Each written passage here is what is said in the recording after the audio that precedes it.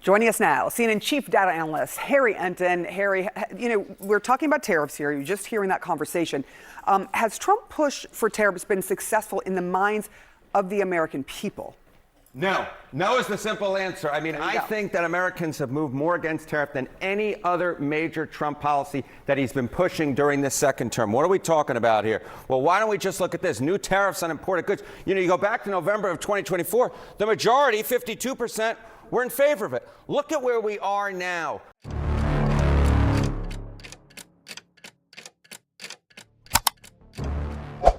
Depuis la mi-janvier, le flux réglementaire entre les États-Unis et le Canada ne suit plus le modèle stable qui le soutenait depuis des décennies. Le lundi 15 janvier 2026 au matin, le Bureau du représentant commercial des États-Unis a publié une mise à jour technique qui, à première vue, semblait être un ajustement tarifaire de routine. Le document réévaluait les catégories stratégiquement sensibles dans le commerce bilatéral et retirait discrètement le Canada de la liste des partenaires bénéficiant automatiquement d'un accès préférentiel dans les secteurs agro-industriels. Le libellé était neutre, sans emphase, mais son effet immédiat a été clairement compris dans les couloirs diplomatiques d'Ottawa. Pour la première fois en plus de 20 ans, l'agriculture canadienne se trouvait officiellement hors de la zone de protection que les régulateurs américains avaient maintenue même pendant les périodes de tension politique.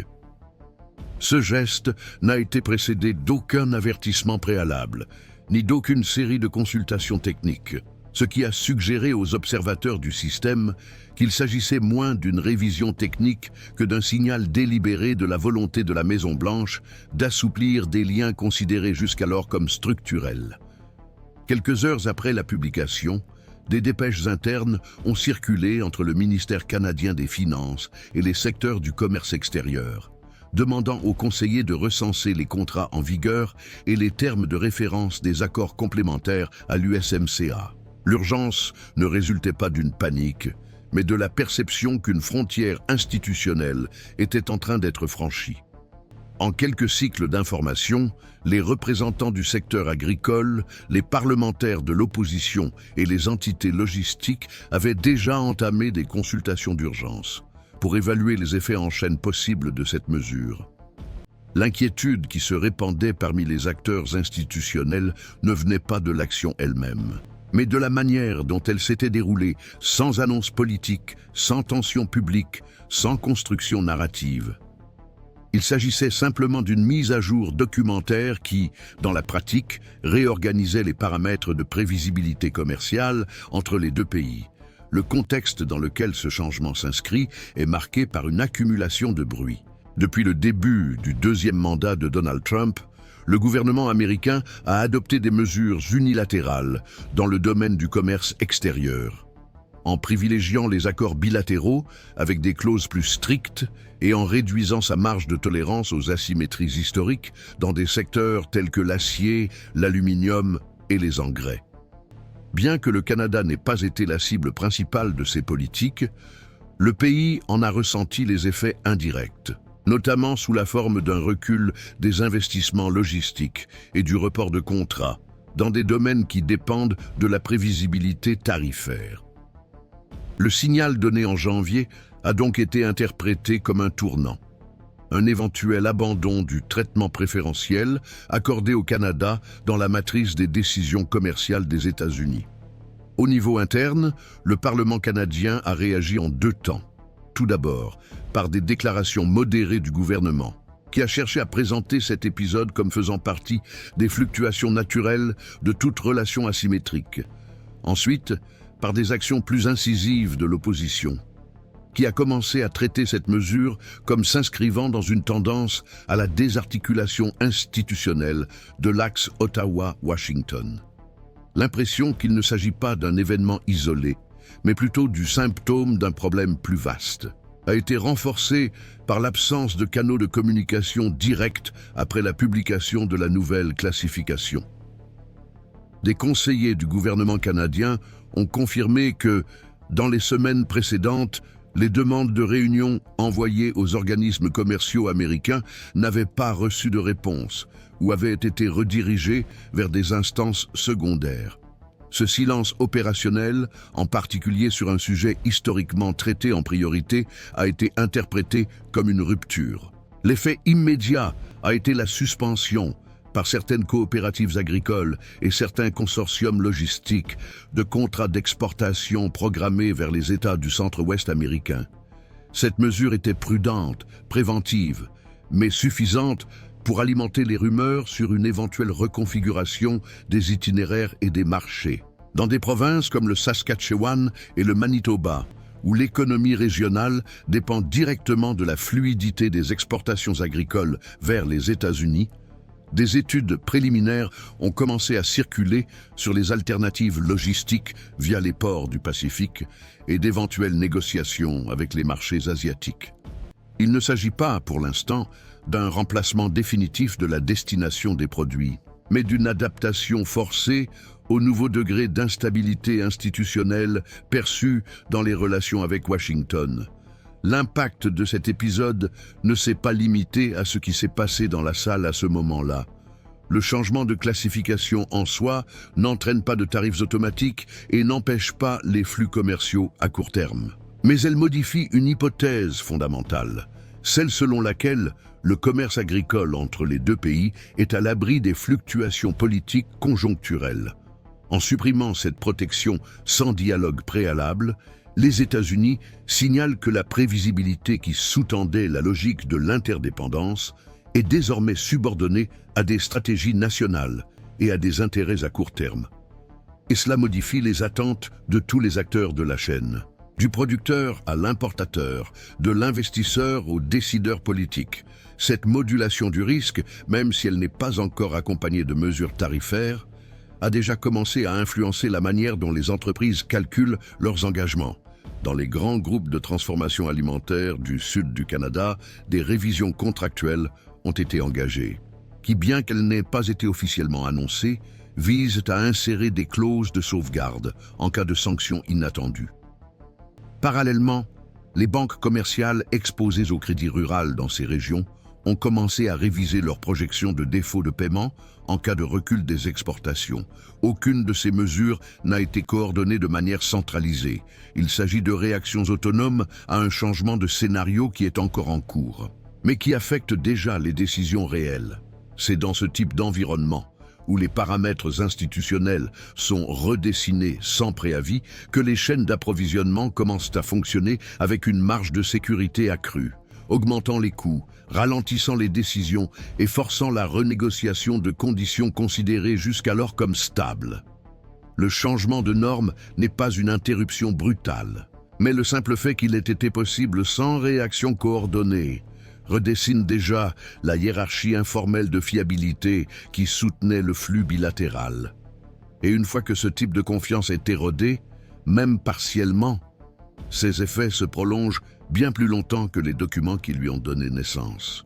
Le suivi de ce processus permet de comprendre comment les structures qui organisent le commerce international peuvent être transformées par des gestes apparemment techniques. C'est dans cette lecture continue, qui relie des signaux diffus à des mouvements structurels, que réside l'intérêt d'observer chaque détail de cette reconfiguration en cours. À partir de là, cet épisode a été considéré non seulement comme le reflet des dynamiques bilatérales entre les États-Unis et le Canada, mais aussi comme faisant partie d'une réorganisation plus large du modèle des relations commerciales nord-américaines. Le système juridique et institutionnel qui soutient l'intégration économique régionale est ancré dans l'accord États-Unis-Mexique-Canada, USMCA, qui a remplacé l'ancien ALENA en 2020. Parmi ces dispositions figure une clause de révision obligatoire tous les 6 ans, dont la date initiale a été fixée au 1er juillet 2026. Cela signifie que toutes les décisions prises au cours de ce semestre, y compris les mesures techniques telles que la reclassification tarifaire, seront examinées à la lumière des négociations de révision qui approchent. Et c'est précisément pour cette raison que l'épisode gagne en complexité. Il anticipe les conditions dans lesquelles les États-Unis entendent mener le prochain cycle de négociations. Au sein du gouvernement canadien, cette perception a eu des effets immédiats. Le ministère de l'Agriculture a mobilisé son centre d'évaluation des risques commerciaux, demandant des simulations d'impact dans différents scénarios d'escalade tarifaire. Parallèlement, le ministère des Affaires étrangères a réactivé les canaux diplomatiques avec les pays d'Asie et d'Europe, avec lesquels le Canada a des accords en cours ou en négociation. Cette initiative ne constitue pas une rupture avec Washington, mais signale une tentative d'élargir le champ des options avant que les pressions liées à la révision de l'USMCA ne se concrétisent. Le ministère canadien des Affaires étrangères, dans des communications confidentielles avec des diplomates en mission en Asie, a souligné la nécessité de préparer des alternatives logistiques en cas de réorientation soudaine des flux d'exportation. Le langage, encore prudent, reconnaît déjà que le scénario de stabilité antérieur pourrait ne pas se maintenir. Aux États-Unis, le signal envoyé par Ottawa n'est pas passé inaperçu.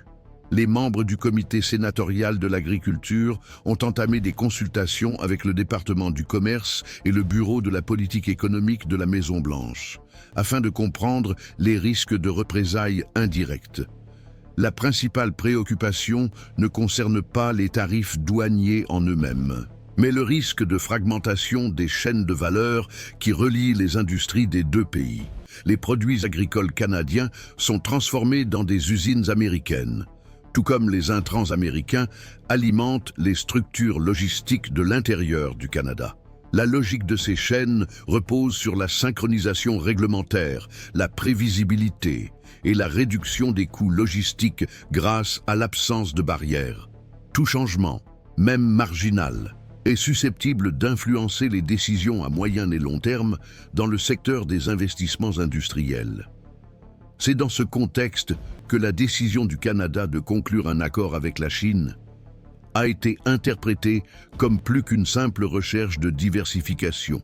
Conscient des tensions croissantes entre les États-Unis et le Canada, le gouvernement chinois a discrètement accéléré les conditions d'octroi de concessions pour des produits agricoles tels que le canola et le blé, laissant entrevoir la possibilité d'un accès préférentiel en cas d'instabilité avec les États-Unis. Dans une brève note publiée 2 jours après la reclassification américaine, le ministère chinois du Commerce a mentionné que l'engagement chinois en faveur de partenariats stables inclut un dialogue ouvert avec les fournisseurs traditionnels de céréales et de semences. Le message a été reçu à Ottawa comme une ouverture formelle, bien qu'indirecte, à la négociation de nouveaux flux commerciaux. Ce type de geste, venant d'une puissance ayant une stratégie claire d'expansion de son influence, a un poids et une force pratique, d'autant plus lorsqu'il intervient dans le vide de prévisibilité laissé par Washington. Le secteur privé a réagi rapidement. Les associations agricoles canadiennes ont intensifié leurs contacts avec les acheteurs asiatiques, tandis que les grands groupes logistiques ont lancé des études de faisabilité pour rediriger les itinéraires via les ports de la Colombie-Britannique. Aux États-Unis, des représentants de l'industrie alimentaire ont averti que, en cas de réorientation substantielle des produits canadiens, l'approvisionnement intérieur pourrait subir des augmentations de coûts et des retards, en particulier dans les régions dépendantes des intrants provenant du Nord. L'American Bakers Association, qui représente les fabricants de pain et de produits dérivés, a publié un communiqué demandant au Congrès de suivre de près les négociations et d'éviter que les différends commerciaux ne menacent la stabilité de l'approvisionnement pour des millions de consommateurs. Dans le même temps, le débat sur les effets secondaires de la politique tarifaire actuelle s'est intensifié au sein du département d'État américain. Des rapports internes circulent, analysant la perte d'influence des États-Unis auprès de leurs partenaires historiques, en particulier dans l'hémisphère occidental. L'idée qui commence à faire son chemin parmi les analystes en politique étrangère est que la prévisibilité commerciale n'est pas seulement un outil économique, mais aussi un atout géopolitique. Lorsqu'elle est écartée comme instrument de négociation, les coûts diplomatiques ont tendance à s'accumuler. La position actuelle de l'administration Trump, qui réintroduit des éléments de volatilité dans une relation qui fonctionnait depuis des décennies avec un haut degré de stabilité, pourrait contribuer à éroder la capacité des États-Unis à coordonner leurs propres blocs régionaux. Lors de réunions internes dans la Chambre des représentants, des membres des deux partis ont exprimé leur inquiétude quant à la possibilité que le Canada conclue des accords structurels avec la Chine dans des secteurs tels que les engrais, les protéines végétales et les biocarburants. La possibilité que des chaînes stratégiques soient déplacées hors du circuit nord-américain, même partiellement, modifie la matrice de dépendance de l'industrie alimentaire et énergétique.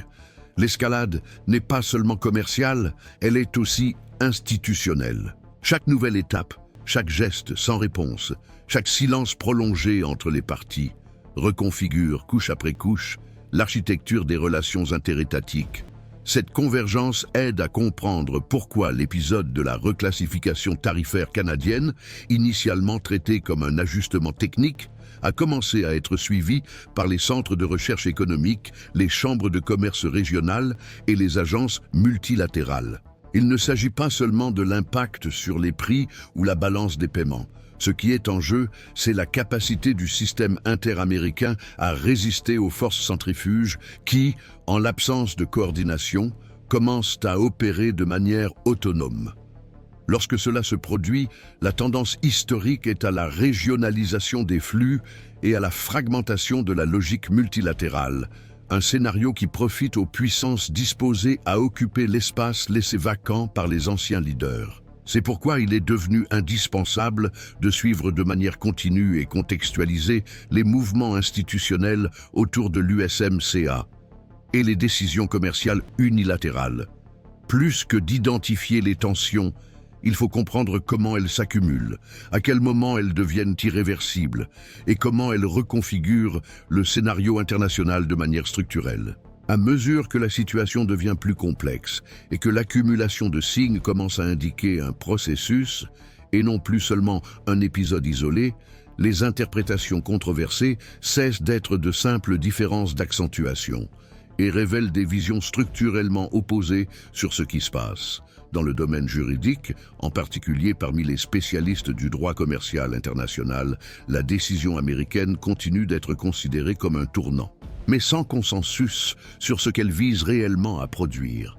Un courant plus pragmatique, aligné sur la logique de la négociation par la pression, soutient que la reclassification tarifaire doit être interprétée comme un moyen de construire un avantage stratégique avant la révision de l'accord États-Unis-Mexique-Canada. Pour ce groupe, cette décision ne représente pas une rupture de l'accord continental, mais plutôt l'utilisation calculée d'un instrument tactique destiné à repositionner le point de départ et à augmenter le coût de la résistance de l'autre partie. Dans cette interprétation, il s'agit d'un signe avant-coureur, un message objectif indiquant que Washington a l'intention de durcir le climat, de préparer le terrain et de formaliser des exigences supplémentaires dans les mois à venir avec une plus grande capacité de coercition. D'autre part, une ligne plus prudente, formée principalement d'anciens membres du département du commerce et d'analystes préoccupés par la stabilité institutionnelle à moyen terme, voit dans cet épisode quelque chose de plus profond qu'une pression momentanée. Pour ce groupe, l'élément central n'est pas le tarif lui-même, ni le secteur touché, ni même la technique derrière la reclassification. Le point important serait le modèle de comportement qui se révèle. Selon ces observateurs, on assiste actuellement à un remplacement progressif de la logique de prévisibilité par une doctrine d'imprévisibilité contrôlée, dans laquelle des décisions apparemment ponctuelles sont utilisées comme mécanisme de perturbation contrôlée. En ce sens, la volatilité cesse d'être un accident et devient une méthode. Le geste américain ne serait donc pas seulement un calcul à court terme, mais une tentative délibérée de réorganiser le rôle des États-Unis au sein du réseau continental d'interdépendance économique en réécrivant les règles non pas par le texte, mais par le comportement. Cette divergence ne se limite pas au débat juridique. Dans les think tanks et les centres de formulation stratégique fortement implantés à Washington et à Toronto, on constate une prise de conscience croissante. que le véritable dilemme ne réside pas dans la valeur immédiate d'un tarif ou dans l'impact direct sur un produit spécifique, mais dans la dégradation du concept de confiance réglementaire. Pendant des décennies, la base réelle du commerce agro-industriel entre le Canada et les États-Unis n'était pas seulement l'ensemble des traités et des mécanismes formels. Elle reposait sur la prévisibilité comportementale, sur l'espoir que les décisions stratégiques suivraient des modèles reconnaissables et cohérents. Lorsque cette prévisibilité est modifiée de manière unilatérale et récurrente, la structure de l'accord peut continuer d'exister formellement, mais elle perd de sa densité fonctionnelle. Le système reste en place, mais fonctionne avec moins de stabilité interne. Et c'est cet affaiblissement qui est aujourd'hui au centre des préoccupations des décideurs politiques. Dans ce type d'architecture, la confiance ne disparaît pas soudainement. Elle se détériore à cause d'interruptions successives, de signaux contradictoires et de changements récurrents des paramètres, jusqu'à devenir insuffisante pour soutenir une coordination efficace. D'un point de vue géopolitique, cet épisode place le Canada dans une position délicate et, en même temps, forcément pragmatique.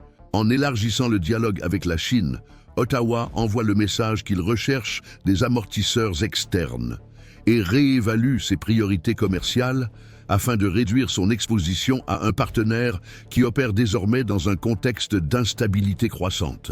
Sur le plan économique, cette décision peut être défendue comme une adaptation rationnelle à un environnement à risque, mais elle comporte des implications stratégiques inévitables. Les analystes liés à l'École des études internationales de Montréal soutiennent que l'initiative canadienne ne doit pas être interprétée comme un choix idéologique, mais comme une réponse institutionnelle à une série d'instabilités. Il s'agirait d'un ajustement imposé par le contexte, un pays de taille moyenne qui tente de préserver sa continuité économique face à l'imprévisibilité de son principal partenaire continental. D'autres experts, cependant, mettent en garde contre les effets systémiques possibles de ce repositionnement. Ils indiquent que le rapprochement avec Pékin pourrait affaiblir les mécanismes multilatéraux et réduire le rôle historique du Canada en tant que stabilisateur, déplaçant le pays vers un territoire plus ambigu, où les engagements traditionnels deviennent plus difficiles à maintenir sans coût. Dans le secteur privé, l'incertitude apparaît de manière directe, car elle se traduit par des coûts, des retards et un besoin de redondance. Les producteurs agricoles, les industries de matières premières et les opérateurs logistiques font état d'une augmentation significative des dépenses liées à l'instabilité. Et cette augmentation ne se limite pas aux tarifs. Elle inclut des assurances plus coûteuses, des délais de livraison plus longs, des itinéraires plus onéreux et la nécessité de multiples contrats alternatifs pour compenser les risques réglementaires. Ces coûts apparaissent rarement clairement dans les statistiques officielles du commerce extérieur, mais ils exercent une pression sur les marges opérationnelles, modifient les attentes et influencent les décisions d'investissement. Face à cette situation, certaines entreprises ont choisi de reporter leurs expansions, de rediriger une partie de leur production vers les marchés intérieurs, ou d'accélérer la recherche de partenaires dans des régions présentant moins de risques institutionnels. Il en résulte un mouvement lent mais continu de dispersion des chaînes de production, réduisant le degré d'intégration précédemment consolidé. C'est pourquoi l'idée d'un découplage progressif en cours prend de l'ampleur. Le débat actuel consiste à déterminer si ce découplage est temporaire, résultant d'une conjoncture politique spécifique, ou s'il marque une transition structurelle vers un nouveau modèle continental de relations commerciales, plus fragmenté et moins coordonné. Il n'y a pas encore de consensus à ce sujet. Certaines voix du secteur financier estiment que la révision de l'accord États-Unis-Mexique-Canada pourrait contenir une partie du processus, à condition que le gouvernement américain émette des signaux cohérents de stabilisation et de prévisibilité. D'autres analyses soutiennent toutefois que même un éventuel recul rhétorique aurait du mal à rétablir le niveau de confiance antérieur. Car la confiance dans ce type de système ne se reconstruit pas par des discours. Elle dépend de modèles de comportement répétés dans le temps, de la cohérence institutionnelle et du maintien de la prévisibilité. Les récentes audiences organisées par les commissions du commerce au Parlement canadien et au Congrès américain ont rendu cette tension encore plus visible. Des positions contradictoires ont émergé. Les parlementaires alignés sur l'exécutif défendent le droit souverain de réviser les classifications tarifaires sur la base de critères internes de compétitivité et de protection sectorielle. D'autres mettent en garde contre l'effet destructeur de l'instabilité réglementaire, en particulier dans les chaînes de production intégrées où les investissements dépendent d'un horizon à long terme. Les représentants des États américains fortement liés au commerce avec le Canada, tels que le Michigan, le Minnesota et le Dakota du Nord, ont exprimé leur inquiétude face à la désorganisation des chaînes de production, à la baisse d'efficacité et au risque de perte d'emploi. Au Canada, les dirigeants ruraux et les associations industrielles font pression sur le gouvernement pour qu'il adopte une position plus ferme en faveur de la prévisibilité, même si cela nécessite de rechercher de nouveaux accords commerciaux et d'élargir les alternatives en dehors de l'axe traditionnel. Le scénario reste ouvert et peu visible. Les analystes du risque politique décrivent l'environnement actuel comme très sensible, où des décisions apparemment mineures peuvent avoir des impacts disproportionnés en raison de l'interdépendance accumulée. L'un des principaux obstacles à des projections fiables réside dans la difficulté de distinguer, dans la conduite de l'administration américaine, ce qui relève d'une stratégie délibérée de ce qui relève d'une improvisation tactique. Cette zone d'ombre réduit la capacité à anticiper les orientations. Et tandis que les interprétations s'affrontent, des décisions pratiques continuent d'être prises quotidiennement. Les achats, les ventes, les investissements, le stockage et la logistique continuent de fonctionner dans l'incertitude. Parallèlement, la Chine suit le processus avec une attention stratégique. Des signes récents émanant du ministère chinois des Affaires étrangères indiquent que Pékin voit actuellement une opportunité d'approfondir ses liens avec des partenaires qui se sentent moins soutenus par les alliances traditionnelles. Cette interprétation commence également à se refléter dans les forums multilatéraux, où une nouvelle grammaire émerge pour faire face à la fragmentation des blocs historiques. Les pays de taille moyenne, comme le Canada, commencent à opérer simultanément sur plusieurs fronts, réévaluant leurs engagements et testant des combinaisons auparavant jugées improbables.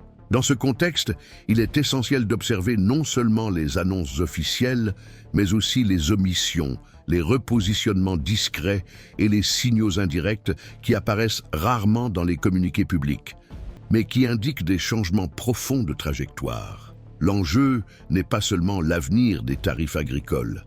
Il s'agit de la stabilité d'une architecture économique continentale qui a soutenu la prospérité régionale pendant des décennies. Le système répond encore et fonctionne encore, mais les fractures sont devenues visibles et commencent à compromettre le mécanisme central de coordination, la confiance.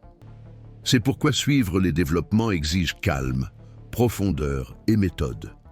Les mouvements institutionnels qui se forment actuellement, même s'ils semblent mineurs, pourraient définir le modèle de fonctionnement du commerce international pour les décennies à venir, non seulement sur le plan juridique, mais aussi au niveau réel, où la prévisibilité et la confiance déterminent si un système reste intégré ou commence à se fragmenter lentement.